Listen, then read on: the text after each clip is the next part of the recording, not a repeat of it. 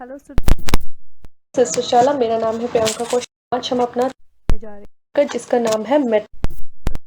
काफ़ी टाइम हो गया है, आई थिंक एक हफ़्ता हो गया मैंने कोई वीडियो नहीं डाली थी। तो मैंने आप लोगों को बताया था कि मेरी क्लासेस स्टार्ट हो चुकी है, तो मुझे काफ़ी कम टाइम मिल पाता है वीडियो वगैरह डालने का। तो आज संडे था तो मैंने सोचा कि आज मैं वीडियो बना देती हूँ। ओके, सो जा रहे हैं थर्ड चैप्टर।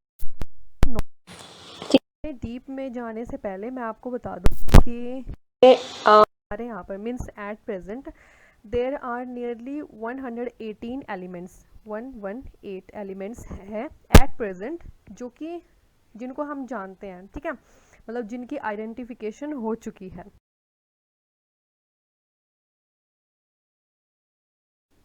और इन एलिमेंट्स को अरेंज किया है इन द पीरियोडिक टेबल, ठीक है। आई डोंट नो कि आप लोगों को पीरियोडिक टेबल के बारे में पता है कि नहीं पता है। ये आपको जल्द पता होगा फिफ्थ चैप्टर में, ठीक है। कुछ बच्चों को पता भी होगा, कुछ को नहीं पता होगा, तो वो हम फिफ्थ चैप्टर में डिस्कस करेंगे। अभी के लिए आप सिर्फ इतना जान लो कि हमारे जितने भी एलिमेंट्स हैं जो नोन है, जो आइडेंटिफाई हो चुके हैं, वो हमने पीरियोडिक टेबल के अंदर अरेंज किए हुए हैं, तो मतलब into metals and non metals. Okay, इस चैप्टर में बारे में पढ़ेंगे कि मेटल क्या होते हैं, नॉन मेटल क्या होते हैं। ओके, सो जैसे कि पढ़कर आ चुके हैं कि मेटल नॉन मेटल क्या होता है। 8th क्लास में हमें सिखाया कि जिनमें होते हैं, जिनके अंदर से साउंड की आवाज़ आती है। जैसे सबसे कॉमन एग्जांपल दिया जाता था हमको उस टाइम पर कि जैसे लंच ब्रेक हमारा होता था, तो उसमें जो घंटी की आवाज़ होती थी, that is the nature of metal, जो कि सोनोरस नेचर है, ठीक है।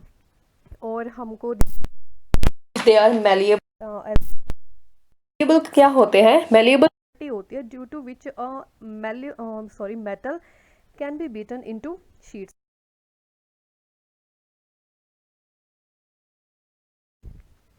मीन्स मेटल की हम शीट्स बना सकते हैं, ठीक है, उसको कॉन्टिन्यूसली करके।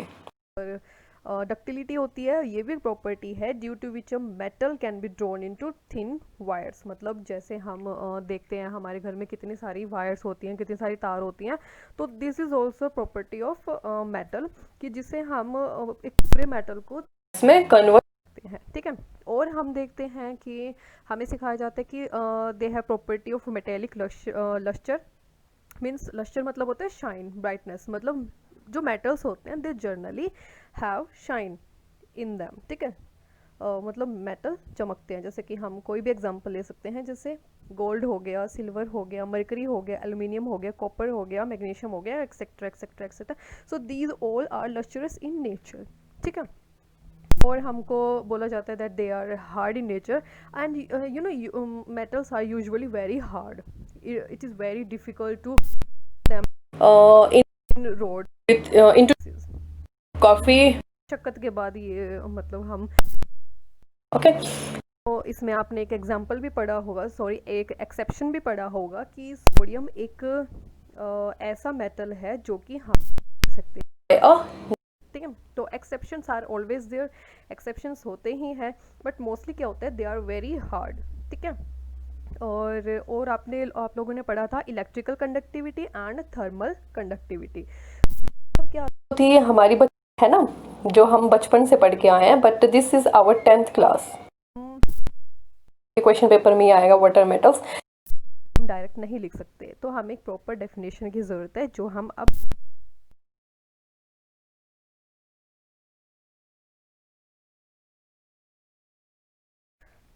सो दीज आर अवर मेटल्स। ये दिखाने की कोई ज़रूरत नहीं थी क्योंकि बच्चे बच्चे को पता है कि मेटल क्या होते हैं, तो बट फिर भी मैंने एक स्लाइड डाली। ये दिस इज पर this is lead, this is tin, ठीक है। ये हमारा निकल है, this is steel, stainless steel, and this is zinc. तो दीज ऑल आर, ठीक है। तो अब की डेफिनेशन करने वाले थे, ये बाद में आएगी स्लाइड, ठीक है। तो मेटल को क्या होते हैं, metal are those element which can lose electron easily and form positive ions. अगर हमसे कोई पूछे कि मेटल क्या होता है, तो हम ये बोलेंगे that the metals are the those elements which can lose their electron easily and then they form positive ions, ठीक है, वो अपने आप को पॉजिटिव आयंस बना लेते हैं, ठीक है। फॉर एग्जांपल आप लिखेंगे gold, silver, copper, tin, lead, iron, mercury, cobalt, nickel, aluminium, sodium, potassium, etcetera etcetera etcetera, ठीक है। तो मैं यहाँ पर लिख भी देती हूँ, एक मिनट, ठीक है। फॉर एग्जांपल हम एक एग्जांपल से समझेंगे, जैसे हमने एग्जांपल ले लिया Na का, ठीक है। Na की जो कॉन्फ़िगरेशन है, यू ऑल नो दैट 2 8 1, ठीक है। Na की कॉन्फ़िगरेशन होती है ये, ठीक है। तो Na क्या करेगा, अगर किसी मेटल को ज़रूरत होगी तो it will lose its outer most ion जो कि है 1, ठीक है। और अगर ये अपना एक आयन लूज कर देगा देन ये क्या बनेगा, Na प्लस, ओके। इस प्लस का मतलब है कि इसने अपना एक आयन लूज किया, ठीक है। हम दूसरा एग्जांपल ले लेते हैं, जैसे कि Mg, okay.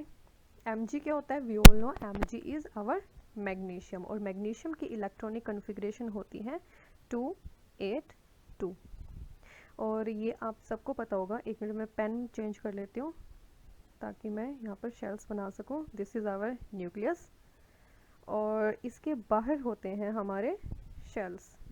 This is first shell, this is second, this is third shell, हम फोर्थ ही बना देते हैं, ठीक है। तो जो पहले वाला शेल है this is called K, second वाला है दिस इज़ एल, थर्ड वाला M, and fourth one is N. अभी आप अपनी लोअर क्लास में तो अभी आप सिर्फ 4 शेल के बारे में पढ़ना, ठीक है। तो के शेल में होंगे 2 इलेक्ट्रॉन्स, एल शेल में होंगे 8, और एम शेल में होंगे, ठीक है। और जो थर्ड शेल है दैट इज़ एम शेल, उसमें होंगे 2 इलेक्ट्रॉन्स। तो मैं यहाँ लिख भी देती हूँ दूसरे पेन से, ये 2 8 2, ठीक है। क्योंकि ये 2 8 न्यूक्लियस के पास हैं और ये बिल्कुल कम्प्लीटली फिल्ड हैं, तो ये अपने इलेक्ट्रॉन लूज़ नहीं करेंगे। तो जो दूर है और जो कम्प्लीटली फिल्ड नहीं है, क्योंकि इस शेल में भी 8 इलेक्ट्रॉन्स होने थे पर हैं 2, ठीक है। या तो ये 2 ले लेगा, सॉरी रिलीज़ कर देगा, या ये 6 ले लेगा 8 बनाने के लिए, ठीक है। तो ये क्या करेगा, ये अपने 2 दे देगा और इसके ऊपर चार्ज आएगा Mg2+, ठीक है, और ये अपने पॉजिटिव आयनिक फॉर्म में आ जाएगा। तो ऐसे ये मतलब अपने इलेक्ट्रॉन लूज़ करते हैं, और ये है मेटल की प्रॉपर्टी। तो आप ये लिखेंगे। अब नेक्स्ट स्लाइड में मैं इसकी डेफिनेशन भी लिख देती हूँ कि those metals, sorry elements which can loose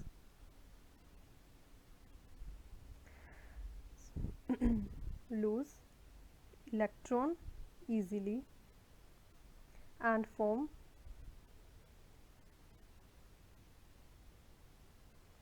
positive ions, तो उन्हें हम बोलते हैं मेटल्स, ठीक है। और आगे आप ये भी लिख सकते हो that they are mostly solids और and possess high density, high density possess करते हैं, ये आप 9th क्लास में पढ़कर आ चुके हैं, ठीक है। They have high melting point and they have high boiling point, ठीक है। They have metallic lustre and they are sonorous, sonorous मतलब दे प्रोड्यूस मेटेलिक साउंड, ठीक है। And they are good conductor of heat and electricity, they are usually malleable and ductile, जैसे कि for example gold, silver, copper etcetera etcetera etcetera. तो मैं इसके जो आप आई थिंक अपनी लोअर क्लासेस में पढ़ के आए हैं ना एग्जाम्पल, सॉरी इसकी जो प्रॉपर्टीज़ है वो मैं लिख देती हूँ यहाँ पर, ठीक है। पर मैं उसके बारे में पूरा एक्सप्लेन नहीं करूँगी क्योंकि वो मैं पहले कर चुकी हूँ, ठीक है। तो पहली इसकी प्रॉपर्टी होगी हाई डेंसिटी, दूसरी इसकी प्रॉपर्टी होगी that they are malleable and ductile, third इसकी प्रॉपर्टी होगी good conductor of heat and electricity, ठीक है। फोर्थ इसकी प्रॉपर्टी होगी high boiling point sorry and melting point, ये आप लिखेंगे। नेक्स्ट इसकी प्रॉपर्टी होगी मेटेलिक लस्टर, लस्टर का मतलब होता है शाइन या फिर ब्राइटनेस, ठीक है। And the sixth one is sonorous.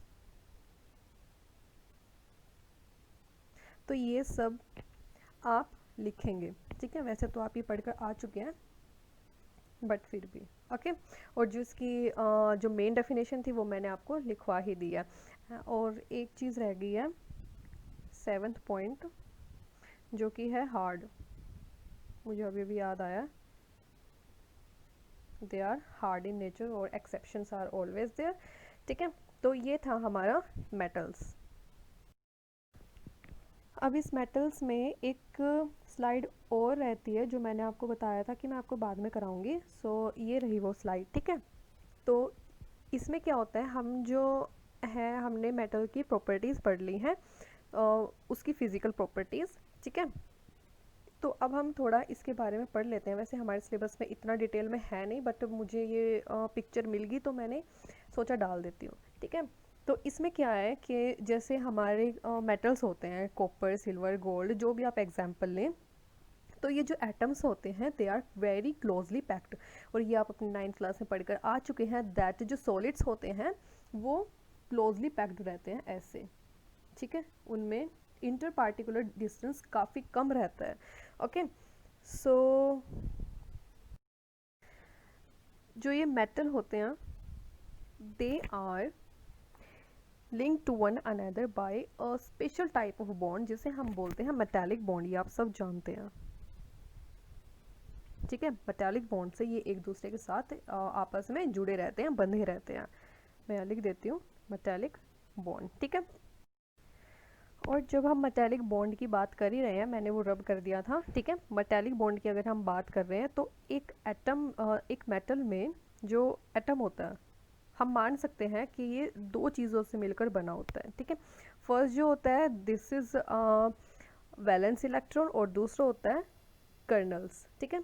जो इलेक्ट्रॉन प्रेजेंट होते हैं in the valence shell they are known as valence electron, ठीक है। वैलेंस इलेक्ट्रॉन वो इलेक्ट्रॉन होते हैं जो जिन्हें हम इजीली रिमूव कर सकते हैं। जैसे कि हमने अभी Na का एग्जांपल लिया था और Mg का एग्जांपल लिया था, हमने उसमें देखा था इसकी कन्फिग्रेशन होती है 281, इसकी कन्फिग्रेशन होती है 282।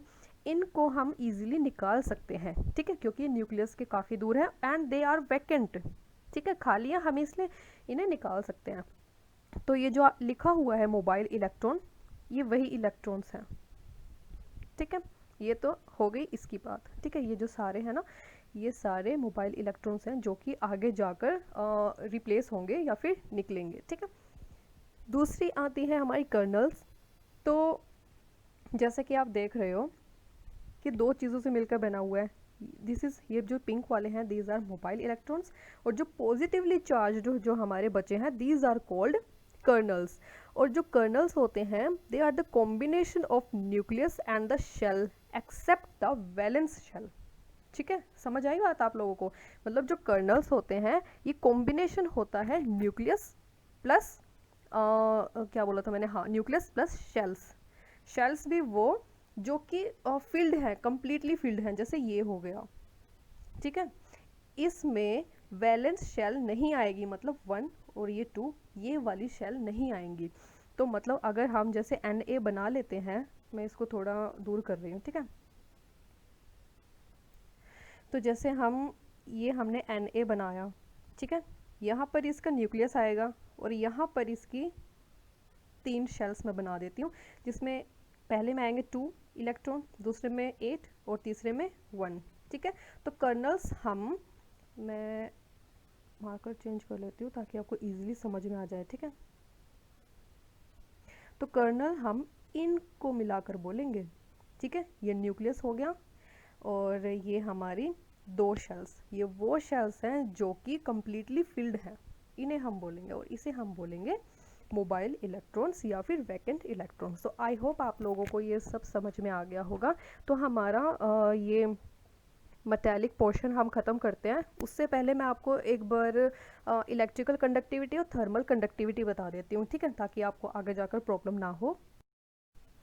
तो इलेक्ट्रिकल कंडक्टिविटी, इसे मैं सिंपल ईसी में लिख रही हूँ, ठीक है। इलेक्ट्रिकल कंडक्टिविटी क्या होती है, जैसे कि आप इलेक्ट्रिसिटी चैप्टर मैंने जब आपको पढ़ाया था, मैंने आपको बताया था कि जो इलेक्ट्रिसिटी होती है ये फ्लो होती है due to the these charges, ठीक है। जो हमारे चार्ज होते हैं एक एटम में, उनकी वजह से जो फ्री चार्ज होते हैं, जो फ्री आयंस होते हैं, उनकी वजह से ये जो हमारे करंट होता है वो ये फ्लो करता है, ठीक है।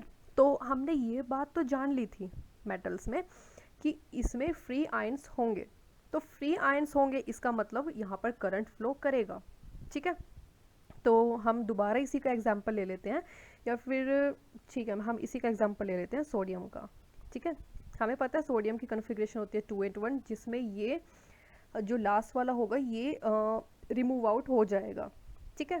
तो दिस इज Na और ये बनेगा Na+, मीन्स ये अपने जो शेल है उसमें ये खाली है, मतलब वेल है, ठीक है, इसके पास कोई काम नहीं है, तो इसी की वजह से हमारा करंट फ्लो करेगा, ठीक है। इसे हम बोलेंगे इलेक्ट्रिकल कंडक्टिविटी। और हम देखते हैं जैसे हो गया, सिल्वर या गोल्ड हो गया, इन सब में जो करंट होगा वो फ्लो करेगा, क्यों? क्योंकि हमारे जो मेटल्स होते हैं उनमें फ्री आयंस प्रेजेंट होते हैं, जिसमें फ्री आयंस प्रेजेंट हो उसमें इलेक्ट्रिसिटी कंडक्ट होगी, ठीक है। तो ये बात आ गई होगी आपको समझ में, ठीक है। नेक्स्ट हमारा आता है थर्मल कंडक्टिविटी। हम ये भी जानते हैं that metals are good conductor of heat, ठीक है। जैसे कि आप लोगों ने अपनी लोअर क्लासेस में एक एग्जांपल भी देखा होगा कि मैं आपको एक डायग्राम बनाकर दिखा देती हूँ। जैसे ये एक रोड है, ठीक है, ये स्टैंड है इसका, ओके। यहाँ पर हमने वैक्स लगाया है, दिस इज़ वैक्स, ठीक है। ये अंगूरों जैसा लग रहा है बट दीज आर नॉट अंगूर, दिस इज़ वैक्स। और ये है हमारी रोड। तो हमने क्या किया कि इस साइड हमने बर्नर से यहाँ पर इस वाले पोर्शन को हीट किया, ठीक है। तो मैं बर्नर नहीं बना रही हूँ, बस मैं हीट बना देती हूँ, ओके। तो दिस इज़, ये आग है, ठीक है। तो क्या होगा कि जो ये फायर हमारी लगी है इस पोर्शन में, तो क्या होगा, अब देखो ये पोर्शन धीरे धीरे मेल्ट होना स्टार्ट हो जाएगा, क्यों? क्योंकि जो यहाँ पर हीट मिल रही थी इसे ड्यू टू दैट बर्नर, ठीक है, वो धीरे धीरे पास होकर यहाँ तक आएगी, जिससे कि हमारा जो ये वैक्स है वो मेल्ट हो जाएगा। इससे हमें पता लगता है कि जो मेटल्स होते हैं दे कंडक्ट हीट, ठीक है, मतलब metals are good conductor of heat. इसलिए हमारे जितने भी सारे बर्तन होते हैं वो मोस्टली आयरन के होते हैं, कॉपर के होते हैं और स्टील के होते हैं, क्यों? क्योंकि ये मेटल होते हैं और metal are good conductor of heat, ठीक है। आई होप आपको मेटल का कंसेप्ट समझ आ गया होगा।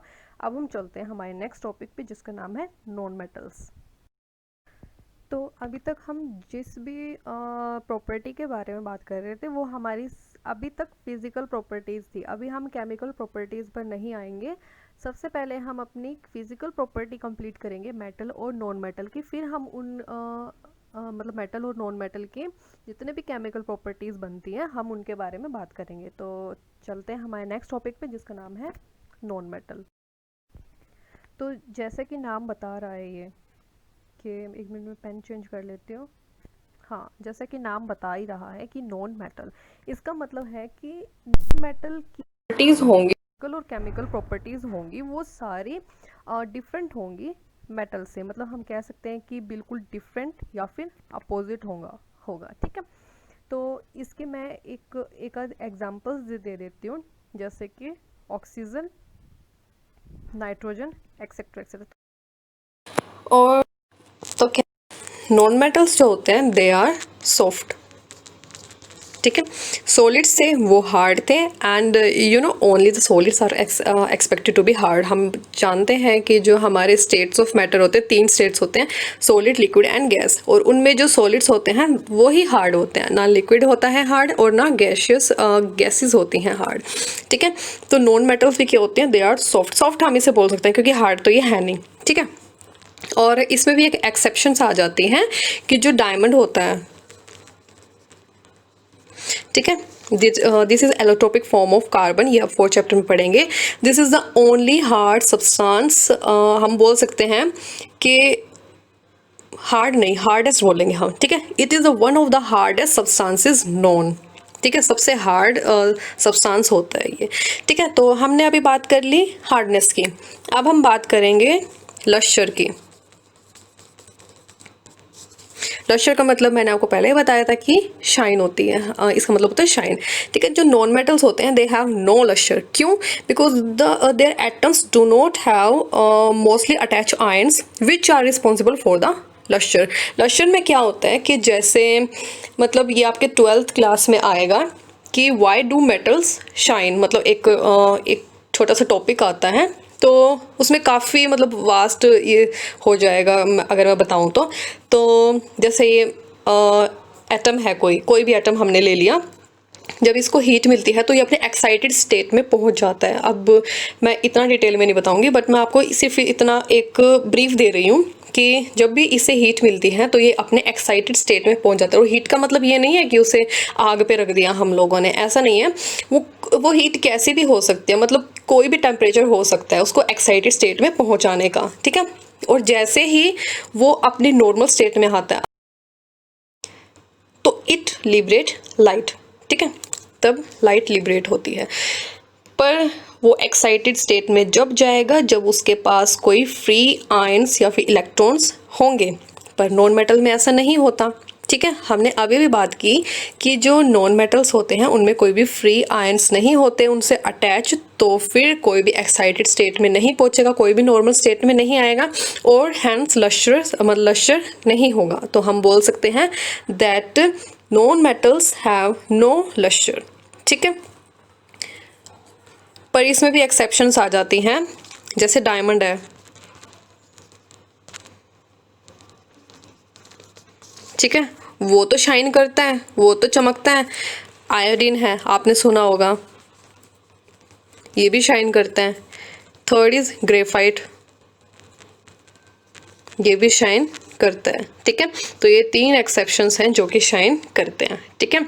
और ये एक्सेप्शन ये भी है कि ये सॉलिड होता है, ग्रेफाइट भी सॉलिड स्टेट में होता है, ठीक है। पाउडर्ड एक वो होती है इसकी, सॉलिड से ही पाउडर्ड स्टेट में आता है, ठीक है। तो ये थी इसकी एक एक्सेप्शन। थर्ड हम बात करते हैं मेल्टिंग पॉइंट और बॉइलिंग पॉइंट की, ठीक है। तो मैं आपको बता दूं कि as compare to metals and non metal have very low melting and boiling point.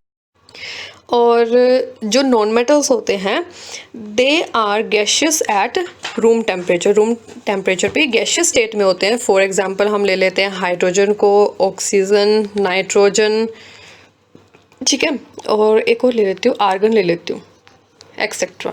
तो ये सब क्या होते हैं, रूम टेम्परेचर पे they are gaseous in state and they have very low melting and boiling point. पर इसमें भी एक्सेप्शंस आ जाते हैं, जैसे कि नॉन मेटल्स हमने ले लिया, जैसे कार्बन हो गया, ठीक है, बोरोन हो गया, सिलिकॉन हो गया, ओके। तो ये जो होते हैं these exist in a number of allotropic form, मतलब इसकी काफ़ी सारी फॉर्म्स होती हैं which are solid at room temperature and have high melting point, ठीक है। तो इनकी जो दूसरी स्टेट्स होती हैं वे सॉलिड होती हैं एट रूम टेम्परेचर, और इसी वजह से उनका जो मेल्टिंग पॉइंट होता है वो हाई रहता है, ठीक है। थर्ड अगर हम बात करें, मेरी स्लाइड ख़त्म हो चुकी है, मैं और ले लेती हूँ, ठीक है। तो कहाँ गए ये रहे। नेक्स्ट अगर हम बात करें इलेक्ट्रिकल एंड थर्मल कंडक्टिविटी की, तो मैंने आपको उसके लिए भी बताया था। इलेक्ट्रिकल कंडक्टिविटी मैंने आपको बताया था, ठीक है, जिसके अंदर फ्री आयंस होंगे, that is responsible for the flow of electrons, ठीक है, और for the conduction of electricity also. So जब नॉन मेटल्स में हमारे फ्री इलेक्ट्रॉन्स ही नहीं है तो कंडक्टिविटी कहाँ से होगी? तो हम बोल सकते हैं कि non metals are poor conductor of electricity. और अगर हम थर्मल कंडक्टिविटी की बात करें तो they are also poor conductor of heat, ठीक है। तो ये बात आप याद रखना। और इसमें भी एक एक्सेप्शन आ जाता है जो कि ग्रेफाइट है, ठीक है। 4th चैप्टर में हम इसके बारे में डिटेल में पढ़ेंगे कि जो ग्रेफाइट होता है it is very good conductor of electricity. क्यों?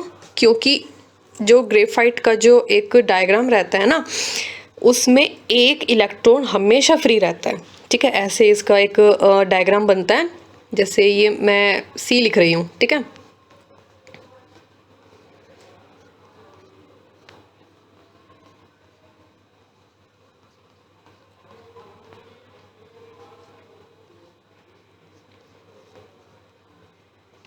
ठीक है, तो ये इसका डायग्राम है।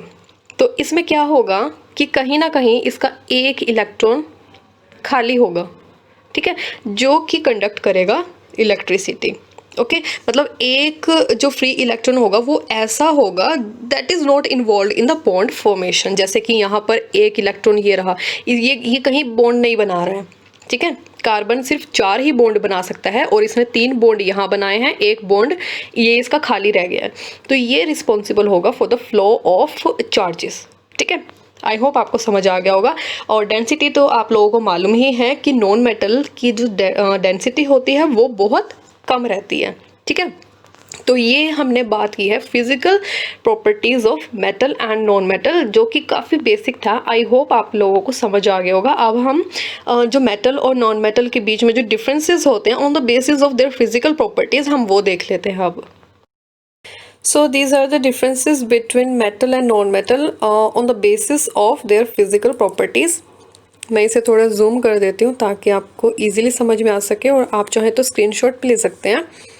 ठीक है, तो इसमें सबसे पहले जो हमारी प्रॉपर्टी आती है that is state of existence, मतलब ये किस स्टेट में एग्जिस्ट करता है। तो आप लोगों को पता है metals are solid at room temperature. Metal जो होते हैं वे सॉलिड रहते हैं रूम टेम्परेचर पर, एंड एक्सेप्ट मरकरी जो कि लिक्विड होती है रूम टेम्परेचर पर। ठीक है, जिसे हम हिंदी में पारा बोलते हैं।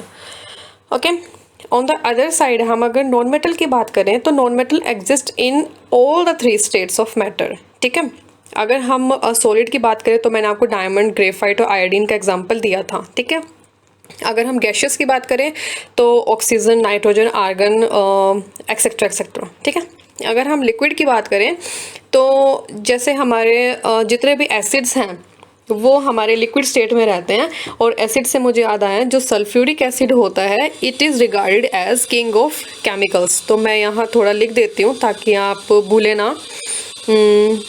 ठीक है, जो सल्फ्यूरिक एसिड होता है विच इज़ H2SO4। ठीक है, ये क्या होता है? King of chemicals.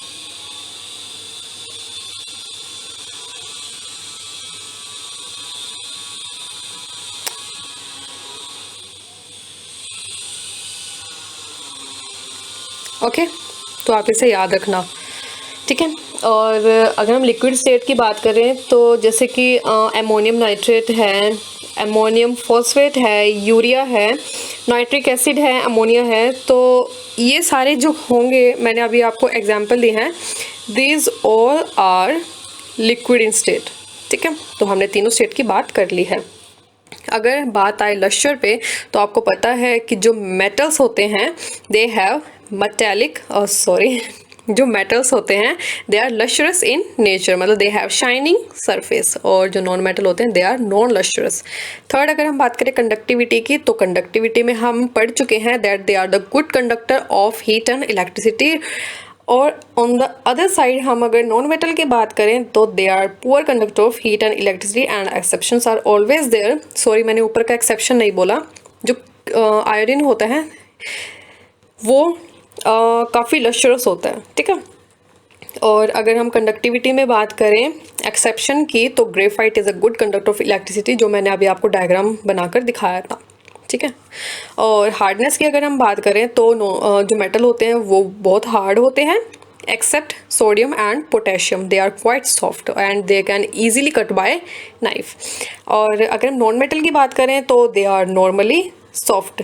ठीक है, और एक्सेप्शन तो होते ही हैं हर जगह। ठीक है, तो डायमंड की अगर हम बात करें it is the hardest substance known. ठीक है, तो अगर हम सोनोरस नेचर की बात करें तो metals are sonorous means they produce sound. ठीक है, आप लोगों को मालूम है। whereas non metals are non sonorous, ठीक है। मेलिएबिलिटी एंड कंडक्टिविटी डक्टिलिटी की अगर हम बात करें तो metals are malleable as well as ductile and non metal are non malleable and non ductile, ठीक है। अगर हम मेल्टिंग पॉइंट और बॉइलिंग पॉइंट की बात करें तो मेटल जो होते हैं they have high melting point and boiling point, और जो नॉन मेटल होते हैं they are have low melting point and low boiling point. तो नेक्स्ट आता है हमारा एलोट्रोपी। एलोट्रोपी आपके पास फर्स्ट टाइम ये टर्म आई है, तो एलोट्रोपी का मतलब मैं आपको बता देती हूँ, ठीक है। ये एक प्रॉपर्टी होती है कुछ एलिमेंट्स की, ठीक है, जिसमें कि जो एलिमेंट्स होते हैं वो एग्जिस्ट करते हैं इनटू 2 और मोर डिफरेंट फॉर्म, ठीक है। मतलब हम बोल सकते हैं that they have same physical state, ठीक है। जैसे कि कार्बन करता है ग्रेफाइट की फॉर्म में एग्जिस्ट और डायमंड की फॉर्म में एग्जिस्ट, और एक तीसरा आता है बल्क मिनिस्टर फ्लोरेंस, ठीक है। कार्बन की 3 फॉर्म्स होती हैं जो कि आपके सिलेबस में है, दैट इज ग्रेफाइट, डायमंड और बल्क मिनिस्टर फ्लोरेन। तो ये हम सब तीनों फॉर्म हम पढ़ेंगे 4th चैप्टर में। अभी तक आप सिर्फ अपना इसका नाम याद रखना, ठीक है। तो जो मेटल्स होते हैं इनमें कोई भी एलोट्रोपिक फॉर्म नहीं होती, जबकि कुछ नॉन मेटल ऐसे हैं जिनमें एलोट्रोपिक फॉर्म होती हैं। तो आप 4th चैप्टर में कार्बन के बारे में ही पढ़ेंगे, ठीक है। तो आई होप आप लोगों को ये जो डिफरेंस था वो समझ आ गया होगा। काफ़ी बेसिक था, ठीक है। आई होप समझ आ गया होगा आपको। अब हम अपना नेक्स्ट टॉपिक करते हैं। उससे पहले मैंने आपके लिए एक पिक्चर डाली है, you know this is fun fact, ठीक है। ये मुझे अच्छे लगते हैं, मतलब पढ़ना, नॉलेज मिलती है इनसे, तो मैंने आप लोगों के लिए भी डाल दिया है। 1 2 3 4 5 6 7 8 9 10, इसमें 10 पॉइंट्स हैं, तो आप पढ़ लेना, ठीक है। तो अब हमारा नेक्स्ट टॉपिक जो आता है वो है केमिकल प्रॉपर्टीज ऑफ मेटल। तो सबसे पहले हम जिन केमिकल प्रॉपर्टी के बारे में बात करेंगे वो हम मेटल्स के बारे में बात करेंगे, देन आफ्टर हम नॉन मेटल के बारे में बात करेंगे।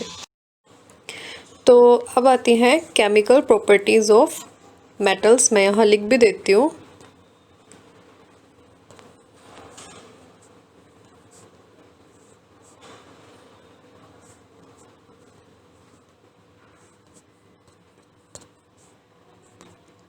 ठीक है, अब हम पढ़ेंगे केमिकल प्रॉपर्टीज़ ऑफ मेटल।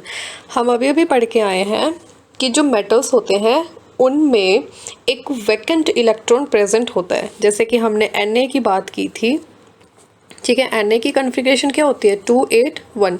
इसमें जो 1 है ये एक वैकेंट इलेक्ट्रॉन है। क्यों? क्योंकि यहाँ पर होने चाहिए थे 8 पर है 1, तो हम इसे वैकेंट ही कंसिडर करेंगे, ठीक है।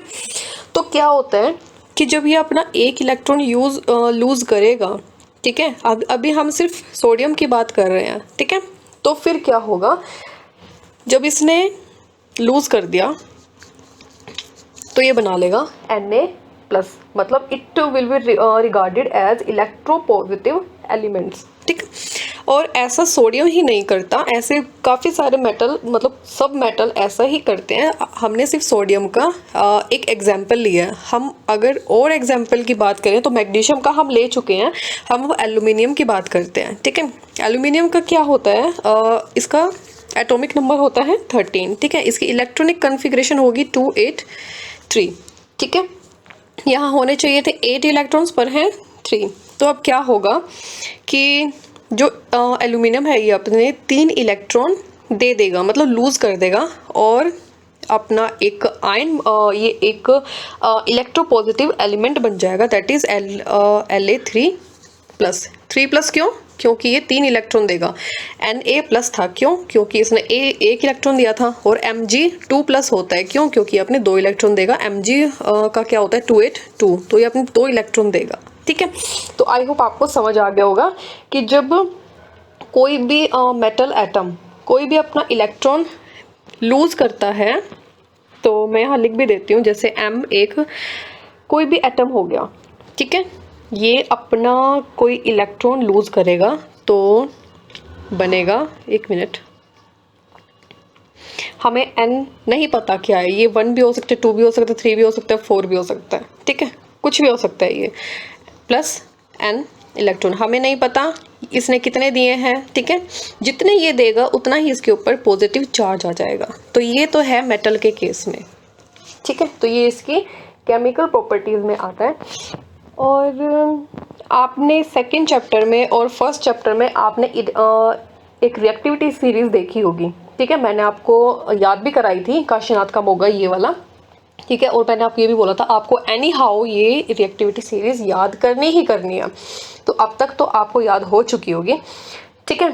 तो उसमें हमें देखकर पता लगता है, आपने याद भी किया होगा कि जो हाइड्रोजन से ऊपर ऊपर वाले हैं, ठीक है, वो कंसिडर किए जाते हैं एज एक्टिव मेटल्स, ठीक है, एक्टिव मेटल्स हम बोल सकते हैं, या फिर मोस्ट रिएक्टिव मेटल्स। और जो हाइड्रोजन से नीचे वाले होते हैं उनको हम बोलते हैं इनएक्टिव मेटल्स, ठीक है। और जो मेटल्स होते हैं जैसे कि गोल्ड हो गया, प्लैटिनम हो गया, अभी मैं आपको सिर्फ ये ओरली बता रही हूँ, अभी मैं आपके लिए एक स्लाइड आपके लिए डाली हुई है, उसमें रिएक्टिविटी सीरीज है, अब हम उससे भी पढ़ेंगे, पर अभी मैं ओरली बता रही हूँ, ओके।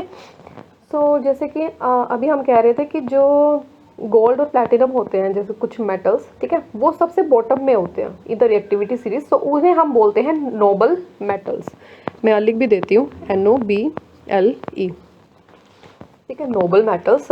इसका मतलब होता है कि बहुत कम रिएक्टिव हैं ये, ठीक है, means they are very little reactive chemically, okay.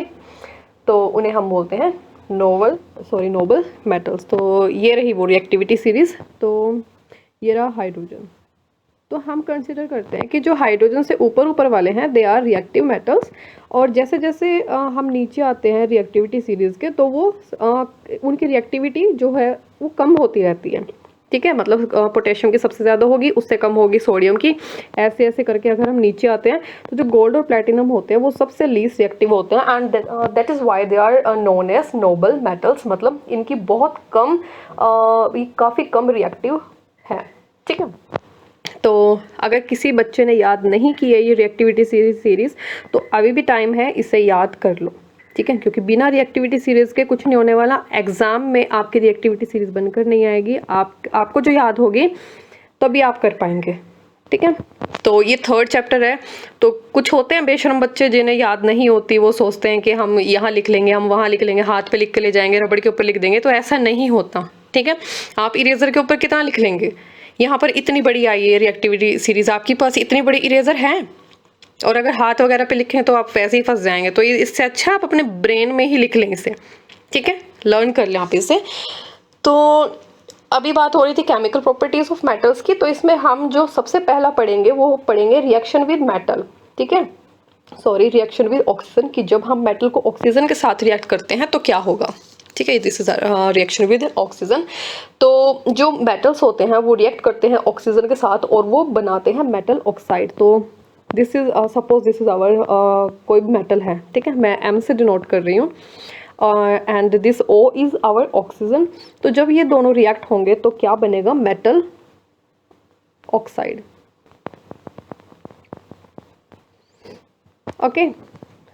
तो अब हम एक एग्जांपल से भी समझ लेते हैं। हमारा सबसे कॉमन एग्जांपल जो कि है Na+O2, ये हमारा बनेगा Na2O जो कि है सोडियम ऑक्साइड, ठीक है। तो अब हम इसे बैलेंस कर लेते हैं। यहाँ पर सोडियम 2 है तो हम यहाँ 2 लिख देंगे, ठीक है। ऑक्सीजन यहाँ 2 है, यहाँ 1 है तो हम यहाँ 2 लगा देंगे, पर यहाँ पर तो सोडियम 4 हो गए तो हम यहाँ 4 लगा देंगे, ठीक है। तो ये हमारी बैलेंसिंग हो गई। हम और एग्जांपल देख लेते हैं। मैं चाहती हूँ मुझे जितने एग्जांपल आते हैं मैं उतने आपके सामने रख दूँ, ताकि आपको ऐसा ना हो कि एग्ज़ाम में कुछ हो रहा जाए और आपको पता ना हो, ठीक है। मैं जितना हो सके, मुझे जितना आता है मैं उतना आपको डिलीवर करने की कोशिश करती हूँ, और आई होप कि आप उतना पढ़ते भी होंगे, ठीक है। तो मैं आपके ऊपर विश्वास ही रख सकती हूँ, मैं आपको देखने तो आ नहीं सकती, ठीक है। तो सेकंड इसका एग्जांपल हम ले लेते हैं मैग्नीशियम का, Mg+O2, क्योंकि ये भी एक मेटल है, ये बनेगा 2MgO, और ये हम पढ़ के आ चुके हैं अपने फर्स्ट चैप्टर में, वो मैग्नीशियम रिबन वाला हमने पढ़ा था, ठीक है। तो हम इसे बैलेंस कर लेते हैं 2, ठीक है, ठीक है, ये बैलेंस हो गया। एक और हम एग्जांपल ले लेते हैं, सबसे कॉमन आयरन का, ठीक है। आयरन को अगर हम रिएक्ट कराएंगे विद ऑक्सीजन तो हमारा बनेगा FeO, और मैंने आपके साथ ये भी डिस्कस किया था उस दिन, Fe2O3, ठीक है। या फिर हम इसे लिख सकते हैं Fe3O4, ठीक है। तो इसका नाम क्या है, मैंने आपको फर्स्ट चैप्टर में बताया था और मैंने आपको इसकी इमेज भी दिखाई थी, ठीक है, फेरिसोफेरिक ऑक्साइड। तो मैं यहाँ लिख दूँ या फिर मैं लिख ही देती हूँ।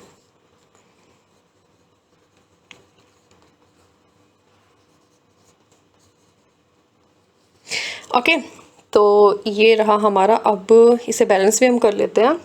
तो यहाँ 4 है, यहाँ हम 2 लिख देंगे, यहाँ 3 है तो हम यहाँ 3 लिख देंगे, हो गया बैलेंस, ठीक है। 3 एग्जाम्पल मैंने आपको दे दिए हैं, आप इन्हें याद कर लेना। मैं आपके आगे एक 4th एग्जाम्पल भी रख देती हूँ जो कि आपने पढ़ा हुआ है, ये वाला भी। तो Cu + O2 goes to 2CuO, ठीक है। अब हम इसे भी बैलेंस कर लेंगे, यहाँ 2 है, यहाँ भी ऑक्सीजन 2 है, यहाँ हम 2 लिख देंगे और ये हमारी बैलेंस हो गई है, ठीक है। तो ये थे हमारे कुछ मेटल्स, मैं शॉर्ट कर देती हूँ इसे, ठीक है, जो कि जब रिएक्ट करेंगे विद ऑक्सीजन तो ये बनाएंगे मेटल ऑक्साइड, ठीक है। और जो सिल्वर और गोल्ड होते हैं, they do not react with oxygen even at high temperature, ये ऑक्सीजन के साथ रिएक्ट नहीं करते, आप इन्हें याद रखना, ठीक है। और अब इसमें एक टॉपिक और आता है, दैट इज एनोडाइजिंग एल्यूमिनियम। तो हम अभी वो देख लेते हैं। तो हम यहाँ लिख देते हैं एनोडाइजिंग एल्यूमिनियम, ठीक है। तो ये क्या होता है, ये एक प्रोसेस होता है जिसमें हम एल्यूमिनियम की कोटिंग बनाते हैं, एल्यूमिनियम को रिएक्ट करा के विद इट्स ऑक्साइड, और इसका ऑक्साइड बनेगा Al2O3, ठीक है। मीन्स ये अब एक कोटिंग की तरह काम करेगी, ठीक है। ये जो कोटिंग होती है, this is very hard and this is resistant to the attack of air and chemicals. जैसे अभी हमने हमारा टॉपिक पढ़ा था कि जब मेटल रिएक्ट करता है with oxygen it form metal oxide. तो इसका मतलब ये हुआ कि जो मेटल होगा वो कहीं ना कहीं कोरोडेड भी होगा, ठीक है। तो उसे कोरोजन से बचाने के लिए हम ये प्रोसेस अपनाते हैं, ठीक है। जैसे कि हम कई बार देखते भी हैं कि जो हमारे स्टील के फ्रेम्स होते हैं या फिर इवन जो हमारे वुडन के फ्रेम्स होते हैं, ठीक है, उनमें एनोडाइजिंग की जाती है, उनमें एक कोटिंग की जाती है जिससे कि जो हमारा मेटल होगा वो बचा रहेगा, किससे, with the chemicals and attack of air. तो इसलिए हम ये एनोडाइजिंग ऑफ एल्यूमिनियम करते हैं, ठीक है। आप लोगों ने देखा भी होगा कि जो हमारा एल्यूमिनियम फॉइल जो होती है, दिस इज़ ऑल्सो Al2O3, ठीक है। जब हम अपना जो खाना होता है, हमारी जो रोटी होती है, वो हम उस फॉइल में रैप करते हैं तो रोटी की फर्दर ऑक्सीडेशन क्यों नहीं होती, क्यों, क्योंकि ये जो होता है फॉइल ये ऑलरेडी ऑक्सीडाइज है, तो इसका और ऑक्सीडेशन क्या होगा, इसलिए हम इस फॉइल को यूज़ करते हैं, ठीक है, क्योंकि ये ऑलरेडी ऑक्सीडाइज है, इसका फर्दर ऑक्सीडेशन नहीं हो सकता और हमारा जो खाना है अंदर फॉइल के अंदर वो बचा रहेगा, ठीक है। तो आई होप आपको समझ आ गया होगा। And you know this coating has also the ability to absorb coloured organic dyes on its surface to give it a better look, ठीक है। अभी भी मैंने आपको बताया कि जैसे हमारे स्टील के फ्रेम्स होते हैं और जो हमारी ग्रिल्स होती हैं उनमें इसकी कोटिंग की जाती है, तो यही एक रीज़न है, ठीक है। तो हमने इसका जो पहला था which is reaction with oxygen, ये हमने पढ़ लिया है, ठीक है। अब हमें पढ़ना है नेक्स्ट टॉपिक कि जो नेचर ऑफ मेटेलिक ऑक्साइड, जो हमारा मेटेलिक ऑक्साइड बना था उसका नेचर क्या है, ठीक है। तो इसमें हमें 2 पार्ट पढ़ने हैं, action with water and action with acid, ठीक है। तो हम सबसे पहले पढ़ेंगे एक्शन विद वाटर। तो लेट्स स्टार्ट। तो सबसे पहले हम अपना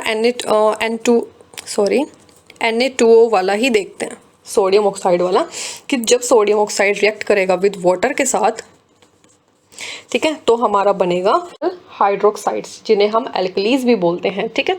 तो ये बनेगा NaOH, और इससे हम करते हैं, और 2 यहाँ है 2 यहाँ है, ठीक है, तो 2 हम यहाँ लगा देते हैं, ठीक है।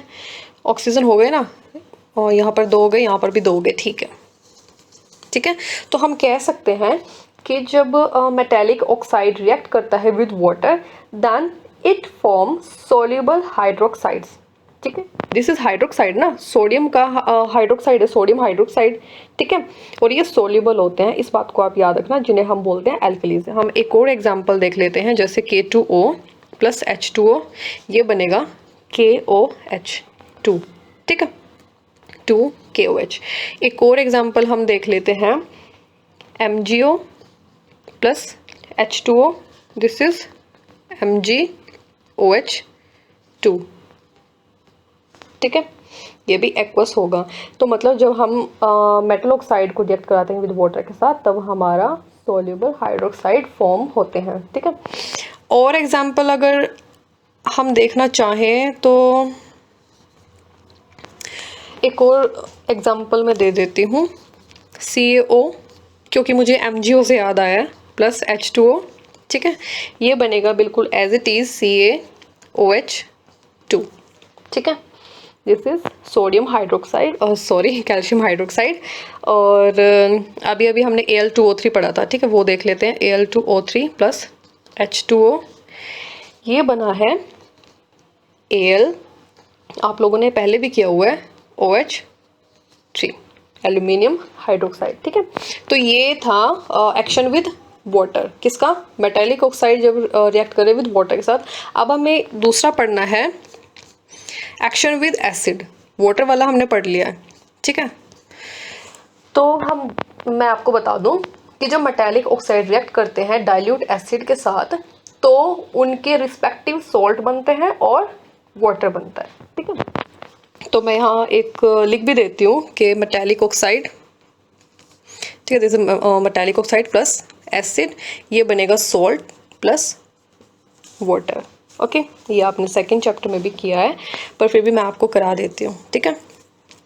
तो सबसे पहले हम लेंगे CaO प्लस HCl, ये हमारा बनेगा CaCl2 प्लस एक मिनट H2O, ठीक है।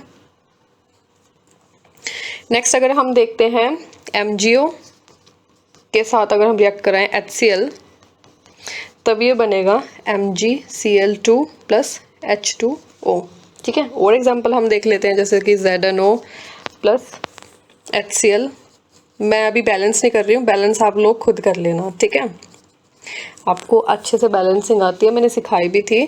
तो ZnCl2 प्लस H2O। अभी Al2O3 वाला भी देख लेते हैं हम, Al2O3 प्लस HCl, ये बनेगा AlCl3 प्लस H2O। तो मतलब ये इसकी रिएक्शन होगी। तो हम बोल सकते हैं कि जब, एक मिनट किया ना, मेटल ऑक्साइड रिएक्ट करेगा विद एसिड, तो हमारा कोरस्पॉन्डिंग सॉल्ट बनेगा और वाटर बनेगा। तो आप इसे भी याद रखना, ठीक है जी। अब हमारा नेक्स्ट टॉपिक आता है रिएक्शन विद वाटर, कि जब मेटल रिएक्ट करें वाटर के साथ, ठीक है। तो कहाँ गई वो स्लाइड, ये रही। ये जो टॉपिक है ये आपने पहले भी किया हुआ है, बट मैं आपको फिर भी करा रही हूँ, ताकि आपको कहीं भी मतलब किसी किस्म की दिक्कत ना हो, ठीक है। क्या पता यहाँ एक एग्जांपल मैं एक्स्ट्रा बता दूँ, ठीक है, तो बस इसीलिए। तो जब मेटल रिएक्ट करेगा विद वाटर, तब क्या बनेगा, metal oxide plus hydrogen gas, ठीक है। ये हम सेकंड चैप्टर में करके आए हैं, बट मैं आपको फिर भी बता रही हूँ। और जब यही मेटल ऑक्साइड रिएक्ट करता है विद वाटर, तब क्या बनता है हमारा, मेटल हाइड्रोक्साइड। तो आप इन दो केसेस को याद रखना अच्छे से, ठीक है। जैसे हम एक एग्जांपल भी ले लेते हैं कि ठीक है, मैंने के बोला तो के ही लिख दिया, तो कोई बात नहीं, के भी एक मेटल है। पोटेशियम जब रिएक्ट करेगा विद वाटर, ठीक है, ये बनाएगा KOH, okay. This is potassium hydroxide plus H2 gas release होगी और हीट एनर्जी भी रिलीज़ होगी वैसे तो, पर मैं यहाँ लिख नहीं रही हूँ। ओके, और जब सोडियम रिएक्ट करेगा विद वाटर, और मैंने आपको ये भी बताया था जब सोडियम रिएक्ट करता है विद वाटर के साथ तो मतलब डेंजरस होता है ये, ठीक है, एकदम से मतलब एक पॉप साउंड रिलीज होती है। मैंने आपको ये भी बताया था कि मैंने ये एक्सपेरिमेंट अपने कॉलेज टाइम में किया हुआ है, आप भी करना, पर वो मैंने थोड़ा सा सोडियम लिया था, ठीक है, आप भी करना, ठीक है। ये बनेगा NaOH प्लस H2 और हीट तो इवोल्व होगी ऑब्वियसली, इसीलिए ये डेंजरस है, ठीक है। इसीलिए हम ये जो K है और Na है, पोटेशियम और सोडियम को हम केरोसिन के अंदर डाल के रखते हैं ताकि ये एयर और वाटर के कांटेक्ट में ना आए। तो प्लीज़ आप इसे याद रखना, मैं यहाँ एक क्वेश्चन बना नहीं रही हूँ, बस मैं आपको बता रही हूँ, वैसे ये आता है, ठीक है।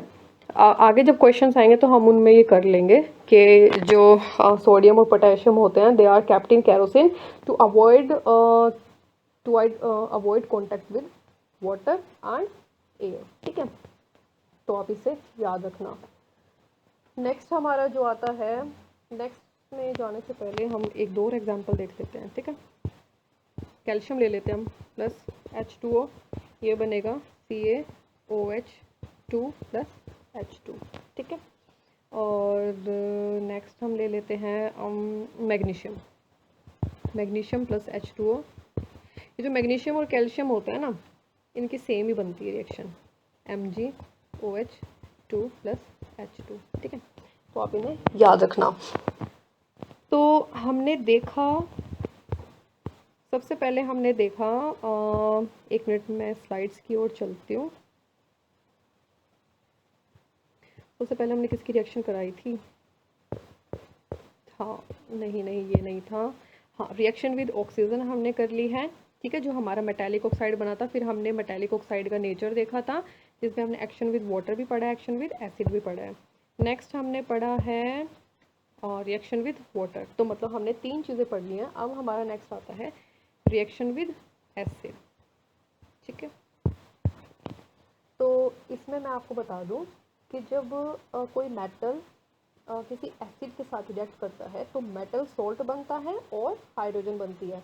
ये मैं आपको बार बार करा रही हूँ, आपने सेकंड चैप्टर में भी ये किया हुआ है। आई होप आपको ये अब तो ये टिप्स पे हो ही गया होगा, ठीक है। अगर नहीं भी हुआ है तो ये लास्ट टाइम हो रहा है, आप कर लेना, नहीं तो आप खुद जिम्मेदार होंगे अपने मार्क्स पे, ठीक है।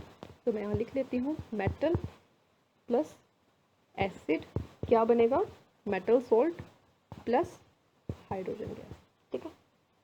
एग्जाम्पल हम ले लेते हैं, Na प्लस HCl, ये बनेगा NaCl प्लस H2, ओके। दूसरा हम एग्जाम्पल ले लेते हैं, Mg प्लस H2SO4, अब मैंने एसिड चेंज किया है, ठीक है। ये बनेगा MgSO4 प्लस H2, ठीक है। और मैग्नीशियम के बाद मैं कैल्शियम तो लूँगी ही लूँगी, ठीक है। तो ये बनेगा, अब मैं एसिड चेंज कर देती हूँ, HCl, तो ये बनेगा CaCl2 प्लस H2। तो आई होप इतने एग्जाम्पल सफिशेंट हैं आप लोगों को समझाने के लिए, ठीक है। तो ये थे reaction with acid. I hope आपको याद हो गया होगा। इसमें एक टॉपिक आता है ऑफ एक्वा रीजिया, या फिर जिसे हम बोलते हैं रॉय वाटर। हम जानते हैं कि जैसे कि गोल्ड और प्लैटिनम होता है, वो काफ़ी लीस्ट रिएक्टिव होते हैं chemically, and hence they are called noble metals, क्योंकि नोबल मेटल्स वो मेटल होते हैं जो कि एकदम से रिएक्ट नहीं करते, मतलब काफ़ी लीस्ट रिएक्टिव होते हैं वे, ठीक है। तो ये जो ये हमने जो ये मेटल्स लिए हैं, बोथ गोल्ड और प्लैटिनम, तो ये रिएक्ट तो होते नहीं हैं विद ये वाटर एंड एयर। पर क्या होता है ना कि जैसे कुछ लेडीज़ होती हैं, वो उन्हें कॉन्स्टेंटली पहनती हैं, मतलब डेली उसे पहनती हैं उन ज्वेलरीज को, ठीक है। तो because of the pollution in air they slowly acquire dull look, ठीक है, काफ़ी डल दिखने लगती हैं। ऐसा लगता है जैसे कि इसमें जंग लग गया, पर एक्चुअली में जंग लगता नहीं है वो, ठीक है। पर उनका जो कलर होता है और वो फेड हो जाता है थोड़ा, ठीक है। तो फिर वो जाती हैं गोल्ड स्मिथ के पास, गोल्ड स्मिथ होता है सुनार के पास, कि इन्हें ठीक कर दो, ठीक है। And Goldsmith use royal water, या फिर हम जिसे बोल सकते हैं एक्वा रीजिया, ठीक है। एक्वा रीजिया क्या होता है? It is a combination of HCl and HNO3 in the ratio of 3:1। अभी मैं ओरली बता रही हूँ, फिर मैं आपको लिख के भी बताऊँगी, ठीक है। और जब वो जो सुनार होता है वो उस चेन, मान लो, ठीक है, चेन डालोगे, चेन को उस मिक्सचर में डालेगा, मतलब रॉयल वाटर में डालेगा, एक्वा रीजिया में डालेगा, तो क्या होगा कि वो जो उसके ऊपर एक डल लेयर, उसके ऊपर, उसके सरफेस के ऊपर एक आ गई थी, वो रिमूव हो जाएगी and it will again acquire और शाइनिंग लुक, ठीक है। तो मैं यहाँ बना भी देती हूँ, जैसे कि ये हमारा एक कंटेनर है, ठीक है। इसमें दिस इज़, ये हमारा मिक्सचर है, ठीक है, यहाँ तक। मैं पूरा इसलिए नहीं भर रही हूँ ताकि आपको इजीली बता सकूँ। तो इसमें क्या है कि मिक्सचर है HCl का और HNO3 का इन द रेशियो ऑफ 3:1, ठीक है। HCl रेशियो HNO3 का मिक्सचर है, ये 3:1। मतलब कि अगर ये 400 लीटर का मिक्सचर है तो इसमें 300 लीटर जो होगा वो HCl होगा और जो 100 लीटर होगा वो HNO3 होगा, ठीक है। आ गई आपको बात समझ? तो इस मिक्सचर को हम, जो ये इस रेशियो में है, इस मिक्सचर को हम बोलते हैं aqua regia. Okay, this is a. तो जो गोल्डस्मिथ होगा वो इसके अंदर चेन डालेगा। चेन मैं किस कलर में दिखाऊं इसमें? ठीक है, ये हमारी चेन है। वैसे मिक्सचर और चेन एक ही कलर का लग रहा है, तो कोई बात नहीं। तो जब इसके अंदर वो डिप करेगा तो वो जो लेयर थी उसके ऊपर वो हट जाएगी और दोबारा इसका शाइनी लुक आ जाएगा, ठीक है। मैं आपको इसकी रिएक्शन भी बता देती हूँ, या फिर रहने देती हूँ क्योंकि वो आनी नहीं है, ठीक है। तो हमारा अब जो नेक्स्ट टॉपिक है वो है डिस्प्लेसमेंट रिएक्शन ऑफ मेटल। ये मैं आपको फर्स्ट चैप्टर में करा चुकी हूँ, तो आप वहीं से देख लेना। डिस्प्लेसमेंट रिएक्शन में क्या होगा, मैं आपको बस एक ब्रीफ दे देती हूँ कि जो मेटल होगा, जैसे कि हम एग्जांपल ले लेते हैं Zn प्लस CuSO4, ठीक है। तो जो Zn है वो Cu से ज़्यादा रिएक्टिव है, तो वो Zn Cu को उसके सॉल्यूशन से हटा देगा और अपना सॉल्यूशन बना देगा ZnSO4, और जो Cu होगा वो बेचारा ऐसे ही बैठा रहेगा, ठीक है। तो ये है हमारा displacement reaction of metal in solution.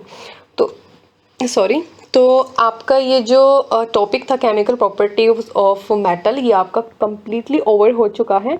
अब हम अपना नेक्स्ट टॉपिक करते हैं जो कि है chemical properties of non metal. तो जैसा कि हमने मेटल्स में पढ़ा था कि जो मेटल्स होंगे वो अपने फ्री इलेक्ट्रॉन्स देंगे, ठीक है, और फिर बन जाएंगे इलेक्ट्रोपॉजिटिव एलिमेंट्स। जो नॉन मेटल्स होते हैं वो मेटल के बिल्कुल अपोजिट होते हैं। ये क्या करेंगे, वो इलेक्ट्रॉन लेंगे, ठीक है, और खुद बन जाएंगे इलेक्ट्रोनेगेटिव एलिमेंट्स। तो मैं आपको एक एग्जांपल बता देती हूँ, जैसे कि कार्बन की जो कॉन्फ़िगरेशन होती है वो होती है 2 4, क्योंकि इसका एटॉमिक नंबर होता है 6, ठीक है। तो इसकी इलेक्ट्रॉनिक कॉन्फ़िगरेशन होगी 4। तो वैसे तो जो कार्बन होगा वो इसकी एक प्रॉपर्टी होती है कि ये अपने 4 आयन्स है वो दे भी सकता है और 4 आयन्स ले भी सकता है। इसकी ये प्रॉपर्टी है जो कि हम नेक्स्ट चैप्टर में पढ़ेंगे, ठीक है, 4th चैप्टर में। बट हम अभी इसे एज अ नॉन मेटल मान रहे हैं, तो हम मानेंगे कि इसने 4 इलेक्ट्रॉन लिए हैं, ठीक है। इसने 4 इलेक्ट्रॉन ले लिए और क्या बन गया, ये इलेक्ट्रोनेगेटिव एलिमेंट कार्बन 4-, इसने 4 इलेक्ट्रॉन लिया है तो हमने यहाँ पर 4 नेगेटिव का साइन लगा दिया है, ठीक है। अब हम देखते हैं नाइट्रोजन को। नाइट्रोजन की इलेक्ट्रिकल कॉन्फ़िगरेशन होती है 2-5, मतलब इसे 8 बनाने हैं, ठीक है। तो ये 3 ले लेगा इलेक्ट्रॉन, तो ये 3 इलेक्ट्रॉन लेगा और ये बना लेगा 3-। आई होप आपको समझ आ रहा है। अब हम ऑक्सीजन का भी देख लेते हैं ऐसे ही। ऑक्सीजन की इलेक्ट्रॉनिक कॉन्फ़िगरेशन होती है 2-6, मतलब 8 बनाने के लिए इसे 2 इलेक्ट्रॉन चाहिए, ठीक है, 2 इलेक्ट्रॉन, और ये बन जाएगा 2O2-।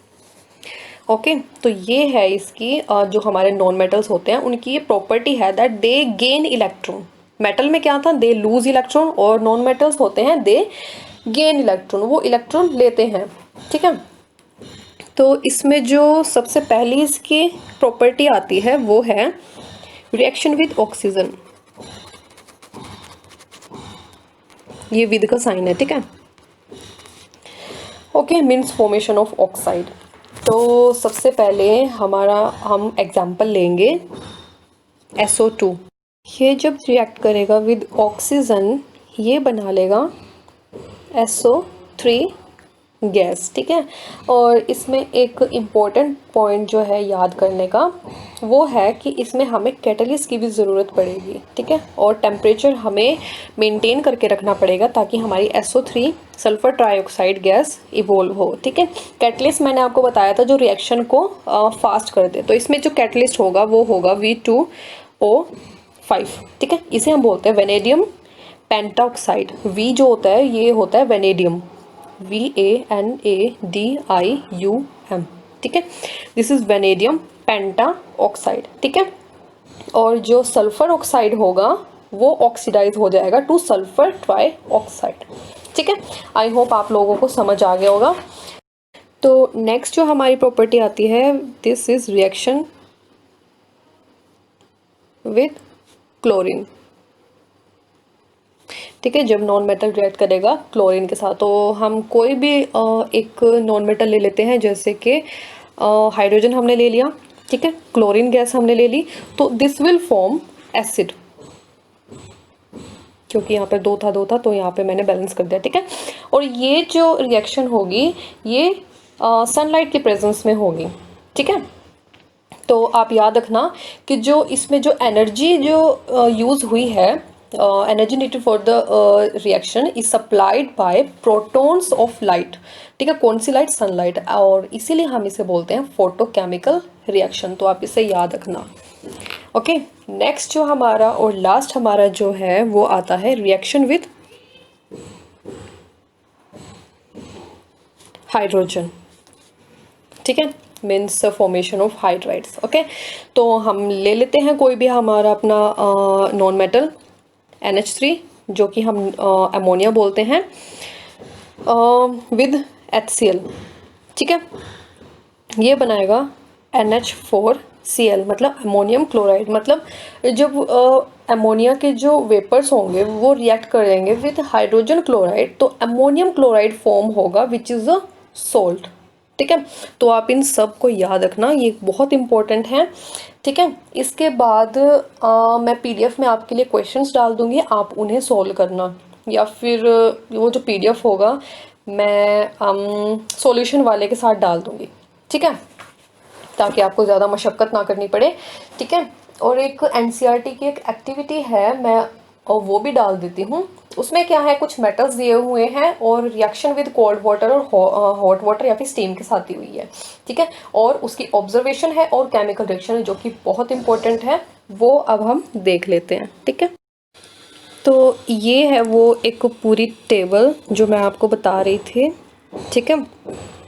इसमें कुछ मेटल्स हैं और उनकी रिएक्शन है with cold water, hot water या फिर स्टीम के साथ, और ये है उसकी ऑब्जर्वेशन और ये है उसकी केमिकल रिएक्शन, ठीक है।